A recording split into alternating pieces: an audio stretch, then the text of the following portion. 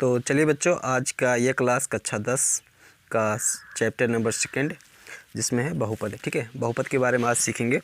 और इसमें मैं, जैसा कि आपको पता है कि मैं बहुविकल्पी क्वेश्चन करा रहा हूँ, तो आज भी बहुविकल्पी ही क्वेश्चन कराऊँगा। इसके पहले कल वाले वीडियो में मैंने फर्स्ट चैप्टर का वास्तविक संख्याएँ का बहुविकल्पी क्वेश्चन कराया हुआ है।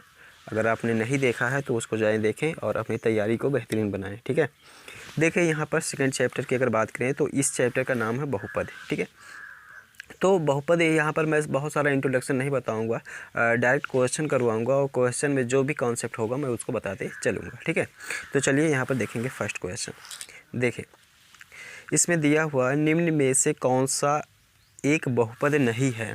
तो बहुपद नहीं है, ये समझिए बहुपद नहीं है। कब बहुपद नहीं होगा? ठीक है, कब बहुपद नहीं होगा?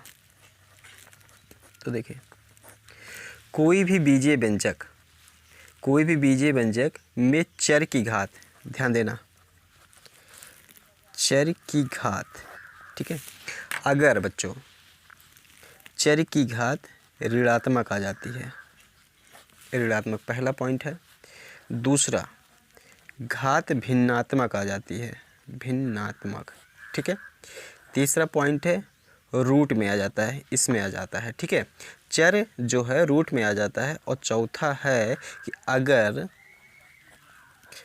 चर बटे के नीचे आ जाए, बटे के नीचे आ जाए, ध्यान रखना इसको, आ जाए तो वह बहुपद नहीं होगा, बहुपद नहीं होगा। ठीक है बच्चों, इतना ध्यान रखना है।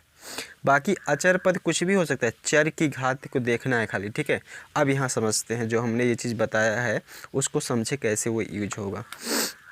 जैसे देखें, यहाँ पर दिया हुआ है कौन सा एक बहुपद नहीं है। तो देखो, √3x² -2 √3x + 5। अगर यहाँ पर मैं चर की घात देखूँ तो कैसा है? 2 है, 1 है, और यहाँ पर अगर बात करें तो 0 हो सकता है। ठीक है, तो ये तो बहुपद है।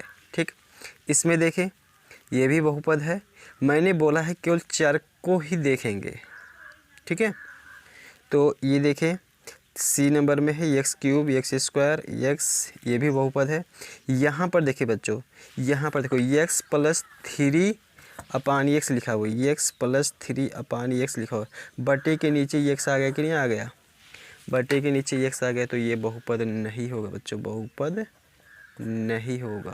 ध्यान रखना, बहुत कमाल की चीज़ बताया हूँ। ठीक है, अगर इसको ध्यान रखेंगे तो ये ऐसे क्वेश्चन में तो कभी भी गलती नहीं होगा और आप अपने भाइयों बहनों को बता दे सकेंगे। ठीक है, देखें इसके बाद दूसरा नंबर देखो, लिखा हुआ निम्न में से कौन सा एक बहुपद है। तो देखो, x² + 1/x, इस बीजीय व्यंजक में बटे के नीचे x आ गया है, तो ये बहुपद नहीं है। √x आ गया बच्चों, x पे रूट आ गया है, तो ये भी बहुपद नहीं है। इसको देखो, x² x⁻1, ये बहुपद है। ठीक है, ये नहीं है। देखो, x⁻−2 आ जा रहा है, तो ये बहुपद नहीं है। तो यहाँ पर कौन सा विकल्प सही हो जाएगा? ये सी वाला विकल्प सही हो जाएगा बच्चों। ठीक है, ये सी वाला विकल्प सही हो जाएगा। और इसमें कितना? इसमें डी वाला था। ठीक है, तो उम्मीद करता हूँ कि ये सारी चीज़ें आपको इतनी समझ में आ रही हैं। समझ में आ रही है तो वीडियो को लाइक कर दो और चैनल को सब्सक्राइब कर लो अगर नए हो, और ज़रूरतमंद लोगों तक, बच्चों तक शेयर भी कर दो। ठीक है, देखें क्वेश्चन नंबर 3, लिखा हुआ है बहुपद x² -2x -3 के शून्यक हैं। तो शून्यक ज्ञात करने के लिए बच्चों दो तरीका हो सकता है। या तो आप इसका क्या करो, गुणनखंड करके उसको 0 के बराबर रख के शून्यक निकालो, या यह जो दिया गया है उसी को इसी में रख दो। अगर 0 के बराबर जिसका मान, इससे बहुपद का मान अगर 0 आ जाता है तो वही शून्यक हो जाएगा। ठीक है, तो मैं पहला तरीका बताता हूँ, वहाँ पर गुणनखंड करके शून्यक निकाल लेता हूँ। तो देखें इसमें दिया हुआ है तीसरा क्वेश्चन, x² -2x -3। ठीक है, तो इसका गुणनखंड करेंगे तो कैसा हो जाएगा? यहाँ पर -3 है, तो 3, और इसका गुणांक कितना है? 1 है, तो 3 और 1 का गुणा करेंगे तो 3 ही रह जाएगा। अब 3 का ऐसा फैक्टर करना होगा, ऐसा गुणनखंड करना होगा कि घटाने पे 2 आ जाए। ठीक है, तो ये देखो 3 1 जा हो जाएगा ऐसे। ठीक है, तो एक्स स्क्वायर माइनस हो जाएगा 3x और ये माइनस माइनस प्लस होगा, एक्स हो जाएगा -3, ठीक है, बराबर हो जाएगा। इन दोनों में एक्स कॉमन ले लेंगे तो एक्स -3 हो जाएगा और इन दोनों में 1 कॉमन हो जाएगा तो एक्स -3 हो जाएगा, ठीक है। तो इस तरीके से एक्स -3 इन दोनों में हो जाएगा कॉमन और एक्स +1, ठीक है, ऐसे हो जाएगा। अब यहाँ पर लिखेंगे शून्य के लिए, शून्य के लिए क्या हो जाएगा बच्चों, इसको एक बार 0 के बराबर रखेंगे तो x बराबर 3 हो जाएगा और x +1 बराबर 0 हो जाएगा तो x बराबर कितना हो जाएगा, -1 हो जाएगा। अतः शून्य जो हो जाएंगे, अतः शून्य 3 कामा -1 है, ठीक है, 3 कामा -1 है, ठीक है। एक चीज़ और बता दे बच्चों, जो बहुपद होता है और बहुपद की जो अधिकतम घात होती है, ठीक है, बहुपद की जो अधिकतम घात होती है उतने ही किसी भी बहुपद में जिसकी उसकी अधिकतम घात होगी वही क्या कहलाए, उतने ही उसमें शून्यकों की संख्या होगी। जैसे इसमें देखो अधिकतम घात कितनी थी, 2 थी, तो शून्यकों की संख्या कितनी आई, 2 आया। यहाँ पर बहुपद की घात 3 होती तो शून्यकों की संख्या 3 आती, ठीक है। अगर यह रैखिक बहुपद होता तो शून्यकों की संख्या 1 आता, ठीक, क्लियर है। तो यहाँ पर मैं बात कर रहा था शून्य की, तो 3 और -1 इस तरीके से निकाल लेंगे। तो 3 और -1 कहाँ पर है भाई जी, ये है, ठीक है, सी नंबर सही है। इसके बाद देखो एक द्विघात बहुपद के अधिक से अधिक शून्यकों की संख्या। देखिए बहुत बढ़िया क्वेश्चन आ गया। एक द्विघात बहुपद में अधिक से अधिक शून्यकों की संख्या कितनी हो सकती है बच्चों, 2 ही हो सकती है, क्योंकि द्विघात बहुपद मतलब मैक्सिमम घात 2 होगी, ठीक है। तो उसे द्विघात बहुपद में शून्य की संख्या 2 हो जाएगी, ठीक। एक द्विघात बहुपद जिसके शून्यक 5 और -3 है, यहाँ पर शून्यक दिया हुआ है, ठीक है, शून्यक दिया हुआ है, शून्यक दिया हुआ है 5 -3, ठीक है। तो यहाँ पर देखो जो द्विघात बहुपद होगा, द्विघात बहुपद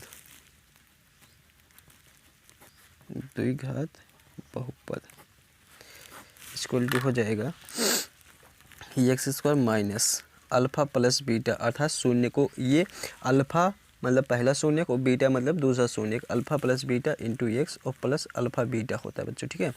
तो देखो x² को ऐसे नहीं रहने दो, अल्फ़ा के जगह पे 5 हो जाएगा और यहाँ पर बीटा, इसको मैं बड़ा ब्रैकेट में लिख लेता हूँ, प्लस -3, बीटा की जगह पर -3 था इसलिए ऐसा मैंने कर लिया, और प्लस अल्फ़ा बीटा मतलब 5 गुणे -3 हो जाएगा, ठीक। ध्यान देना x² माइनस ये देखो 5 प्लस माइनस -3 हो जाएगा और x, और ये देखो +5 है और -3 है ना, 5 3 15 हो जाएगा, माइनस में हो जाएगा x² माइनस यहाँ पर 2x हो जाएगा, ठीक है, और -15, तो ये हो जाएगा x² माइनस 2x और -15 हो जाएगा।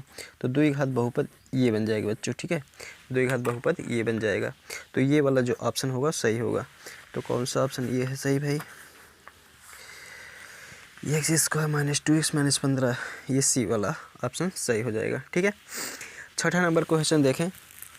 तो जब भी आपको ये अगर शून्यक दिया है तो द्विघात बहुपद इस तरीके से निकाल सकते हैं, और अगर द्विघात बहुपद दिया हुआ है तो जैसे मैंने गुणनखंड करके पिछले क्वेश्चन में निकाला है वैसे आप शून्यक निकाल सकते हैं, ठीक है। तो ये उल्टा सीधा दोनों हो सकता है। इसके बाद देखें छठा नंबर लिखा हुआ यम का वह मान ज्ञात, वह मान जिसके लिए 4x² - 6x - m x -3 से पूर्णतः विभाजित हो, ठीक है। तो यहाँ पर एक चीज़ बात देखो, जो कोई भी संख्या होगी अगर किसी नंबर से पूर्णतः विभाजित होती है, ठीक है, तो उसका शेषफल जो होता है वो 0 हो जाता है, ठीक है। तो इसको देखो क्या कर सकते हैं, इसमें दिया हुआ है, अगर छठा की बात करें मैं यहाँ पर बता दे रहा हूँ, दिया है 4x² - 6x - m x -3 से पूर्णतः विभाजित है बच्चों, ठीक है, विभाजित है। तो विभाजित है तो क्या करेंगे इसको, मतलब ये क्या हो रहा है कि इससे जब भाग करेंगे तो इससे भाग करेंगे इसमें तो शेषफल क्या आ जाएगा, 0 आ जाएगा, ठीक है बच्चों, 0 आ जाएगा। तो देखो यहाँ पर हम क्या करेंगे, इसको ये वाला जिससे भाग दे रहे हैं इसको x -3 बराबर 0, इसका शून्यक निकाल लेंगे, ठीक है। शून्य निकालने के बाद यही मान जो है इसमें रखेंगे, ठीक है। तो जब इस बहुपद में रखेंगे तो इसका जो मान होगा वो 0 आ जाएगा। तो देखो यहाँ पर बता रहा हूँ, लिखूँगा माना पी ऑफ एक्स मान ले लेता हूँ 4x square minus 6x minus m, ठीक है। तो इसी में रखते हैं, लिखेंगे चूँकि x माइनस 3 से पी ऑफ एक्स पूर्णतः विभाजित है, इसलिए x माइनस 3 बराबर 0, तो x बराबर 3। और यहाँ पर रखेंगे x, इसमें x की जगह पे 3, तो ये क्या हो जाएगा 0 हो जाएगा। तो देखें 4 गुणे 3 का स्क्वायर हो जाएगा माइनस 6 गुणे 2 माइनस m बराबर 0। तो ये 4 हो गया और 3 तरीका 9 हो जाएगा बच्चों। यहाँ जब 3 का स्क्वायर करेंगे तो 9 हो जाएगा और यहाँ 12 माइनस m बराबर 0। यहाँ पे कितना हो जाएगा 36, 9 चौक 36 और ये 12 हो गया माइनस m बराबर 0, ठीक। तो 36 में से 12 घटाएंगे तो बचेगा 4 और ये हो जाएगा 2 और m को उधर लगे तो m बराबर हो जाएगा 24, ठीक है। m बराबर कितना हो गया 24। तो m का मान यहाँ पर कितना आ जा रहा है 24 आ जा रहा है।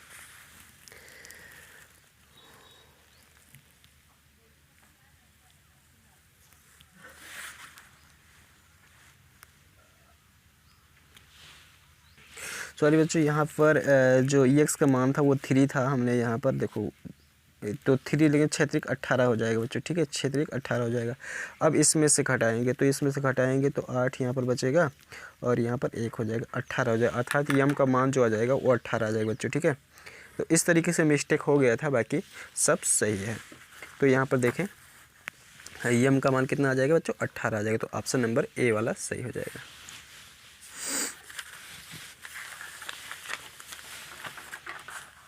इसके बाद देखें 7वां नंबर क्वेश्चन है, यदि द्विघात बहुपद k-1 एक्स स्क्वायर प्लस के एक्स प्लस 1 के शून्यकों में से एक शून्यक माइनस 3 है तो k का मान कहती है। तो शून्यक यहाँ पर दिया गया तो शून्यक को हम इसी में रखेंगे, ठीक है। x की जगह पर रखेंगे और k का मान निकालेंगे। अगर शून्यक है तो इसका मान जो होगा वो 0 होगा, ठीक है। तो हम इसको लिखेंगे ऐसे अच्छे तरीके से,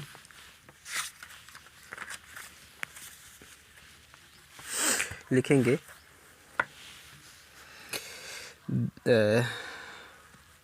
चूँकि -3 बहुपद पी ऑफ एक्स लिख लेते हैं, P of x k-1 x square plus के एक्स प्लस 1 का शून्यक है, ठीक है। अतः पी ऑफ -3 बराबर हो जाएगा 0, इसी में रख देंगे। तो देखो k-1 को ऐसे रहने दे, x की जगह पे -3 का स्क्वायर हो जाएगा और प्लस k-3 और प्लस 1 बराबर 0 हो जाएगा। तो k-1 को ऐसे ही रहने दो। -3 का जब 2 बार गुणा होगा -3 गुणे -3 तो ये 9 हो जाएगा, तो यहाँ पर 9 आ जाएगा। और ये देखो k-3 का गुणा होगा तो -3 के हो जाएगा प्लस 1 बराबर 0। ये इसका अंदर गुणा कराएंगे तो 9 के -9 हो जाएगा, -3 के प्लस 1 बराबर 0 हो जाएगा। तो 9 के और 3 के को घटाएंगे तो 6 के बचेगा और यहाँ पर हो जाएगा 8 ऐसे बराबर 0। तो 6 के बराबर हो जाएगा 8 और के बराबर हो जाएगा 8/6, ठीक है। तो 2 चौक 8, 2 3 6 हो जाएगा, 4/3 हो जाएगा। तो के बराबर आ गया 4/3, ठीक है। तो के बराबर 4/3 यहाँ पर देख रहे होंगे, के बराबर 4/3, ये वाला ऑप्शन सही है, ठीक है। इसके बाद देखो यहाँ पर द्विघात बहुपद एक्स स्क्वायर प्लस के एक्स प्लस के शून्यक, ठीक है। के शून्यक देखो यहाँ पर आपको बताना है कि दोनों धनात्मक नहीं हो सकते, दोनों ऋणात्मक नहीं हो सकते, शायद आसमान होते हैं तो शायद बराबर होते हैं, ठीक है। तो देखो यहाँ पर ये ऑप्शन नंबर ए सही हो जाएगा, क्योंकि एक्स स्क्वायर प्लस के कि अगर जब शून्यक निकाले जाएंगे तो ये क्या हो सकते हैं, दोनों धनात्मक नहीं हो सकते हैं। क्यों? क्योंकि दोनों अगर धनात्मक होंगे तो यहाँ पर कोई भी ऐसा मान नहीं आएगा जिससे इस बहुपद का मान क्या हो जाए, 0 हो जाए। समझ रहे हैं? इसलिए ये दोनों धनात्मक नहीं हो सकते हैं। जब एक धनात्मक आएगा, एक ऋणात्मक आएगा या कुछ ऐसा आएगा, तभी जो है इस बहुपद का मान शून्य, इसका बहुपद का मान शून्य होगा। ठीक है, तो इसके शून्य हमें क्या आएंगे, दोनों धनात्मक नहीं हो सकते हैं, इसलिए ये वाला ऑप्शन सही है। 9 नंबर में देखो, निम्नलिखित में कौन एक द्विघात बहुपद का आलेख नहीं है।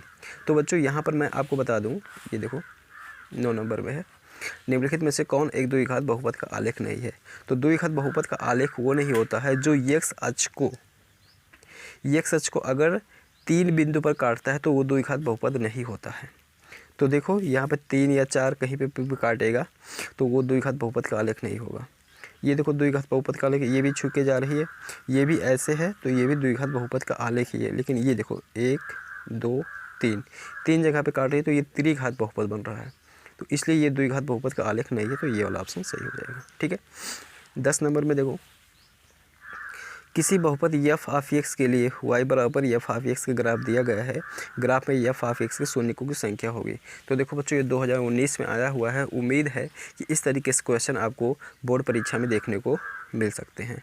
ठीक है, तो इसमें शून्यकों की संख्या, यही चीज़ ध्यान देना, जब इस तरीके से क्वेश्चन आएगा, इस तरीके से अगर क्वेश्चन आएगा तो बस यही ध्यान देना, अगर शून्यकों की संख्या पूछेंगे तो x अक्ष को देखना और इस ग्राफ को देखना। ठीक है, x अक्ष को देखना और ग्राफ को देखना, जहाँ जहाँ काट रही होगी x अक्ष को, शून्यकों की संख्या उतनी हो जाएगी। देखो 1 2 3 जगह ना, तो शून्यकों की संख्या कितनी हो जाएगी, 3 हो जाएगी। ठीक है, एक क्वेश्चन मैं आपको यहाँ पर करवा दे रहा हूँ और शून्य इसी को लेके ये क्वेश्चन देखो, इसमें कहा है कि किसी बहुपद, नहीं दिख रहा है, यहाँ देखें, किसी बहुपद p ऑफ x के लिए y बराबर p ऑफ x के ग्राफ नीचे आकृतियों में दिया गया, प्रत्येक स्थिति में p ऑफ x के शून्यकों की संख्या ज्ञात कीजिए। ठीक है, तो देखो यहाँ पर ये x अक्ष है, ये ग्राफ खींचा गया है, क्या ये x अक्ष को कहीं पर काट रहा है, नहीं काट रहा है, तो शून्यकों की संख्या कितना हो जाएगा, 0। देखें, शून्यकों की संख्या 0। ठीक, इसमें देखें, इसमें x अक्ष को कहाँ पर काट रहा है, 1 पर। यहाँ देखें x अक्ष को ये कहाँ पर काट रहा है, एक बिंदु पे काट रहा है, तो यहाँ पर शून्यकों की संख्या 1। इसको देखो 1 2 3, तो शून्यकों की संख्या 3। ठीक है, तो इस तरीके से अगर क्वेश्चन मिलेगा तो बहुत ही आसानी तरीके से, आसान मेथड से बता देना कि जब भी शून्यकों की संख्या पूछेगा बस यही देख लेना कि x अक्ष को कितनी जगह पे काट रहा है। अगर नहीं काट रहा तो कोई शून्यक नहीं, एक बिंदु पे काट रहा है तो 1 शून्यक, 2 बिंदु पे काट रहा है तो 2 शून्यक, 3 पे काट रहा है तो 3 शून्यक। ठीक है, तो बहुत ही आसान है ये। तो उम्मीद करता हूँ कि इतने क्वेश्चन बताए गए मेरे द्वारा आपको समझ में आए होंगे। समझ में आए तो वीडियो को लाइक और चैनल को सब्सक्राइब जरूर करो। धन्यवाद।